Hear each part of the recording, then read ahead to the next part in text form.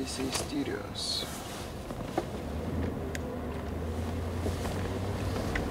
Нам сюда, да? Да. No, it's not да? Почему? Ксюш, ну что, сиськи? Покажи, но сиськи это хорошо для кандидата. Ты считаешь, да? Вот так, как Чичалина. Помнишь, как Чичалина в парламент пошла, президент, этот самый европейский? Чисто гонит. Все красиво. Ксения Собчак. Hello, Jesse Rodriguez. How are you? How are you? Nice to meet you. There are many millions of people in Russia who do not agree that Russia is Putin.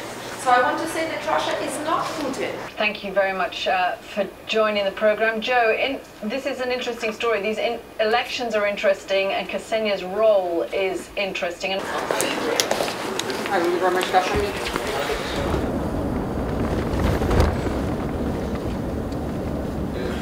Boris Yeltsin anointed Vladimir Putin to be the next president of Russia. We all had to do stories on who is this man we knew little about.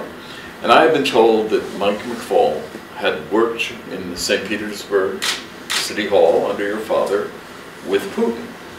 And I was told, call him, he'll tell you, he knows Putin. So I called McFaul, first time I spoke with him. And I said, I'm told you know Vladimir Putin. And he said, no, I don't know Vladimir Putin. I said, but yes, but you worked with Vladimir Putin at the St. Petersburg City Hall. He says, oh yes, he said, I worked with Vladimir Putin, but nobody knows Vladimir Putin. As far as I know, and it was discussed in my family, Putin was really a workaholic, and that's why my father, even him being a KGB person at that time, and it's the rise of democracy and no one wanted any KGB people, but he hired him because of this workability. He's really the one not doing the talking kind of thing, but the doer kind of person. So he was always modest, that's why no one knew him. He was always somewhere in the back, but he was doing a lot of, work. Unfortunately, we have to end. Thank you. Очень. Да? Прямо сейчас брил. Поцелуй. Ты молодец. Здесь, смотрите, очень. хорошо, да? Здесь просто с солоной, а здесь еще с луком. Может, кто-то... Антош, точку до. I'm sorry.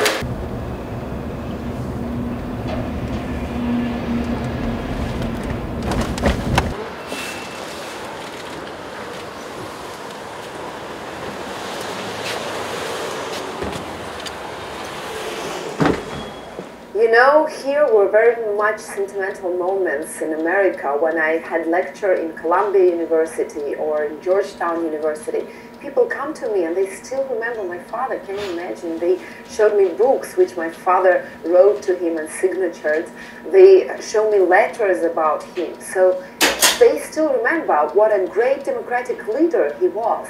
And actually for me it's an example of whom I want to be. Putin is, of course, a different kind of person. At the times when my father was a mayor of St. Petersburg, he really worked with him. But now, what I see as a daughter of my father, that all the values that were so important to my father, they vanished, they're gone. Putin is building USSR again. And I don't like to come back to USSR. I remember that life, even though I was a little girl then. I want a different Russia, and my father wanted a different Russia. Unfortunately, we have a joke that you cannot choose your parents, you cannot choose your gender, and you cannot choose your president. So on the elections where Putin takes part, Putin always wins. Like in a casino, it's always, the win is always on the house. But it doesn't mean we stay at home and do nothing. Even though Alexei Navalny, as you said, was not led to those elections, which I think is totally unfair, still, like in football, if someone from a football team, even the best player, goes off the match, the next one has to come into the play. So, and that's me. Весь разговор на английском. Да, бля, подайте шарф. Нет, не надо, пожалуйста, моим пальто. Вот, на мои пальто. Давай я тебе протру. Да-да-да, Ну я ладно, тоже у меня заметил, чисто. чтобы она съела. Мы знаем, мы видим. Ксения, вода, я не буду. Wonderful photographer. Alexei Navalny, unfortunately, and it's painful to say, but that's true, he's marginalized. No more 300,000 people on the streets whom you saw. 2,000 people on the streets. Not because they don't support Navalny, but because they're frightened. But state did it the way they wanted it to do. They frightened people, people now stay at home. Navalny stays marginalized, he is not led to any elections. And what should we do? Should we wait now for years and years until he will be led to the elections? I don't think it's a good idea. Well, I said that, Vladimir Vladimirovich, I took the decision, I decide to challenge you. So he kept silent and then he said, well, it's your decision, you're a grown-up person, but you also have to be responsible for that. And that was it. But I think he was kind of, he thought for a minute, there was a pause, and by the reaction of his face, I think he really didn't like that. Are you afraid of Putin? Of course I'm afraid of Putin, but you know, I think that to fight your fears is actually what makes you brave. All people have fears, but brave people are the ones who fight with their fears. So I'm ready to challenge Putin and to fight my fears and be an example how you should not fear Putin or anyone else when it comes to your rights, when it comes to the values you carry, and when it comes to the world in which you want to live.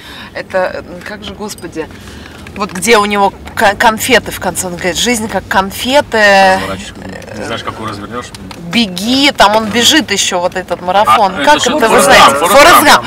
Я чистый, конечно, Форрест Гамп. Помнишь, как он все время там, то он оказывается на вьетнамском каком-то ему, то у него креветочная фирма, он реально, то Apple, он во всех событиях. Так что, тут интервью у Трампа, тут Путин на коленях, значит, писалась, тут еще кто-то, тут с Навальным тоже как-то реально, знаешь, реальный Форрест Гамп. То есть человек, через которого прошли все события каким-то страннейшим образом. Это правда. Знаешь, что меня вот поразило из всего этого, что я прям вижу, что у них прям они это, для них это действительно удивительно, странно, что для них это какая-то новая явная идея, когда я стала им рассказывать, как думает Путин. Как они сразу, ты видишь, что даже при том, что, слушай, это их профессия, как бы уметь увидеть разные, как бы, взгляды на ситуацию, как они сразу заводятся. Но это действительно, когда ты начинаешь эту логику объяснять, в этом тоже есть свой, как бы, у него